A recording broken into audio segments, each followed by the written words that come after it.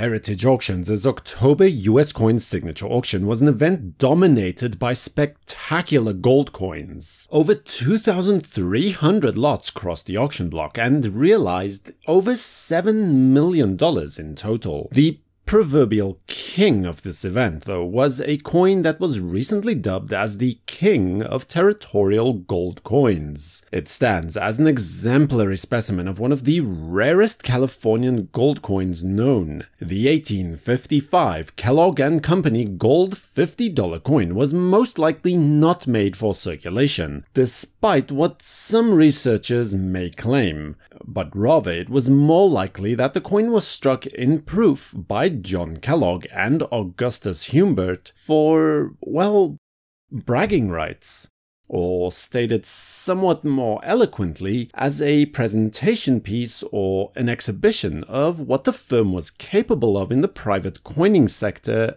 at that time. Regardless of the original intent, today, only 14 of these coins can be definitively traced, with an estimate of only around 20 to 25 coins having been originally struck. This piece was authenticated by NGC at a grade of proof 63, with only 3 coins known to be finer. This massive gold $50 coin was sold for a similarly attention-grabbing $444,000.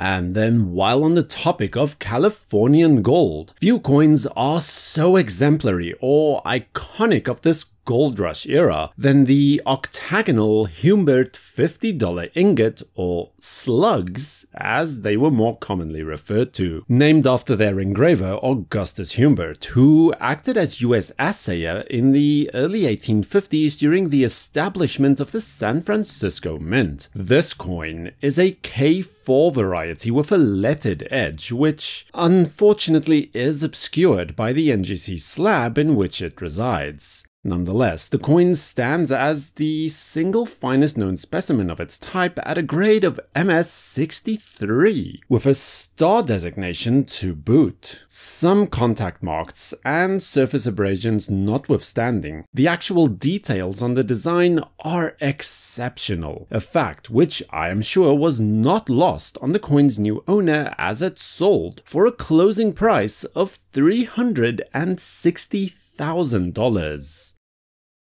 Well, the following piece is, rather obviously, not a coin at all, but rather a gold ingot from the somewhat lesser known assayer's office of Henry Hench. This 84.54 troy ounces ingot of 0.849 finest gold is interesting for having been recovered from the shipwreck of the SS Central America, one of only 33 similar items to have been raised from the ocean's floor after nearly 135 years, bearing the hallmark of this nigh-forgotten assayer and banker that was a somewhat late addition to the Californian Gold Rush. This interesting piece of history, originally worth only $1,466.16, managed to raise $241,200 at auction. Another gold coin which could have easily headlined the show of its own accord is this 1864 S Gold Eagle coin, one of the rarest coins in the gold $10 series.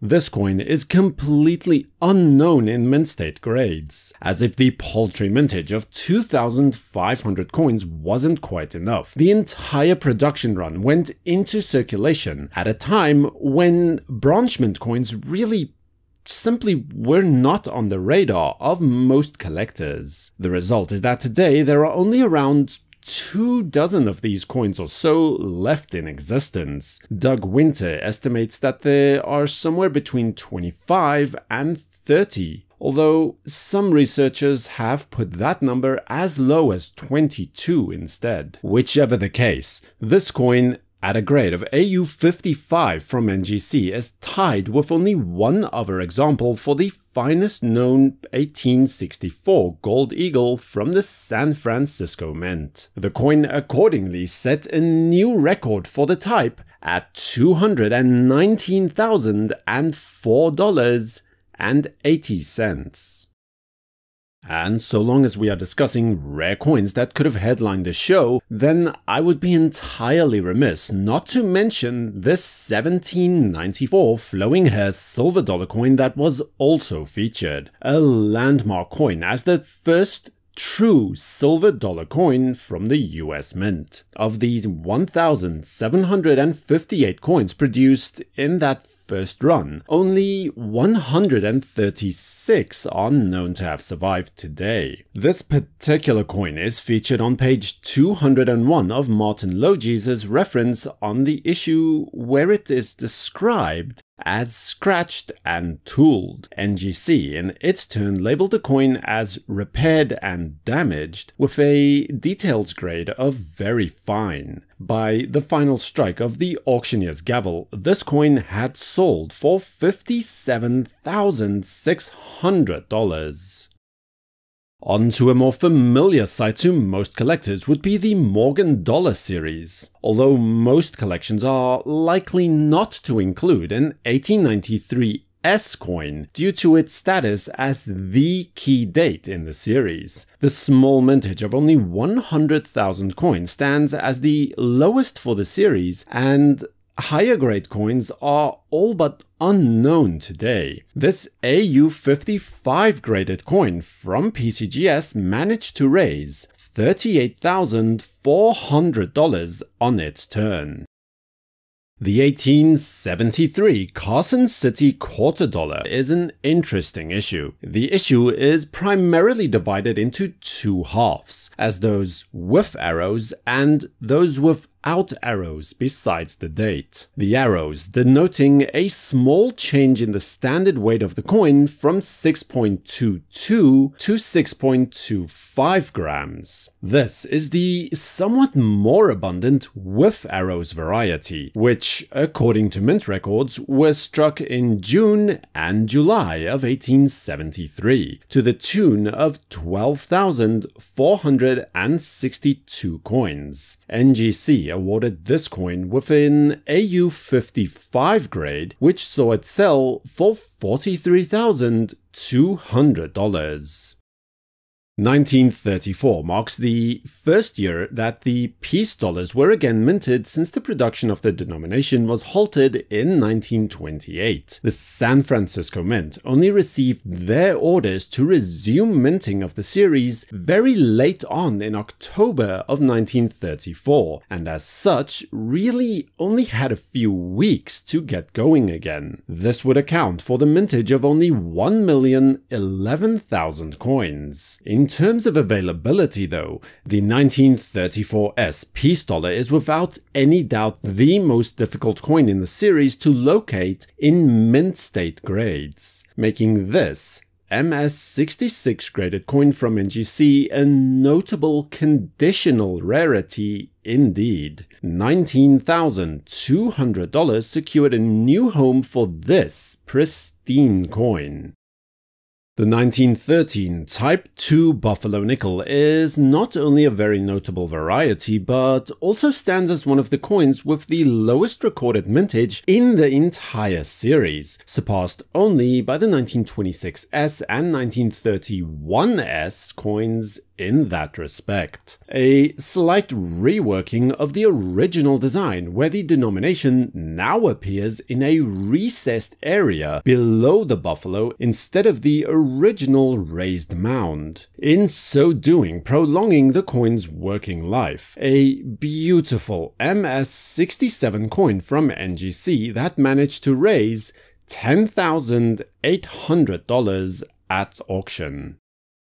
Most people would be hard-pressed indeed to disagree that the designs of the 1915 Panama-Pacific International Exposition commemorative coins are simply exceptional, and while most of the attention usually falls towards the larger $50 coin, you simply cannot ignore the gold quarter eagle by any means. The overall design is somewhat unique for a coin from the US Mint, and not to mention that it marks a very rare collaboration between Charles Barber and George Morgan on a single coin. The coin here was graded by NGC as MS66 and sold for a price of $4,200.